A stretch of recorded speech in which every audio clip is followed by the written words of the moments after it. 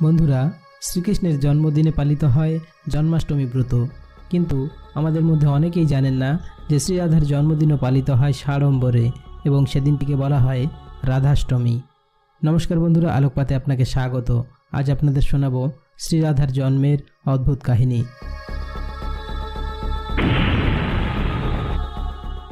শ্রীরাধার জন্ম সম্পর্কে দুটি কাহিনী প্রচলিত রয়েছে। পদ্মপুরাণেও শ্রীরাধার জন্ম সম্পর্কে আলোকপাত করা হয়েছে।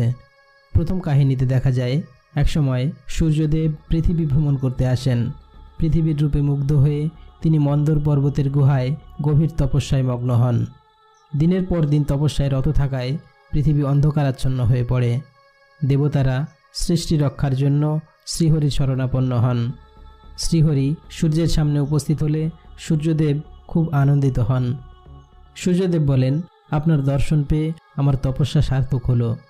শ্রীহরি তাকে বর দিতে চাইলে সূর্যদেব বললেন, আমাকে এমন একটি গুণবতী কন্যার বর প্রদান করুন যার কাছে আপনি চিরকাল বশীভূত থাকবেন। শ্রীহরি তার মনস্কামনা পূর্ণ করলেন। তিনি বললেন, পৃথিবীর ভার লাঘবের জন্য আমি বৃন্দাবনে জন্মগ্রহণ করব। তুমি সেখানে বৃষভানু রাজা হয়ে জন্মাবে। দেবী লক্ষ্মী রাধা নামে তোমার কন্যারূপে জন্মগ্রহণ করবেন। এই ত্রিলোকে আমি একমাত্র শ্রীরাধিকারী বশীভূত হয়ে থাকব। রাধা ও আমার মধ্যে কোনো প্রভেদ থাকবে না। আমি সবাইকে আকর্ষণ করি, কিন্তু একমাত্র রাধিকাই আমাকে আকর্ষণ করবেন। এরপর শ্রীহরি ভগবান শ্রীকৃষ্ণ রূপে জন্মগ্রহণ করেন, আর সূর্যদেব বৈশ্যকুলে জন্মগ্রহণ করেন রাজা বৃষভানু রূপে। গোপকন্যা কীর্তিদার সঙ্গে তার বিবাহ হয়। তারপর যথাকালে ভাদ্র মাসের শুক্লপক্ষের অষ্টমী তিথিতে ধরিত্রীকে পবিত্র করতে কীর্তিদার গর্ভে শ্রীমতী রাধারানী জন্মগ্রহণ করেন। এই রাধারানীর আবির্ভাব তিথি রাধাষ্টমী নামে পরিচিত। এই গেল প্রথম কাহিনী। এবার দেখা যাক অন্য কাহিনীতে কি বলা আছে। অন্য আরেকটি বর্ণনা থেকে জানা যায়, সেকালে যমুনা নদী বর্ষানা গ্রামের পাশ দিয়ে প্রবাহিত হতো।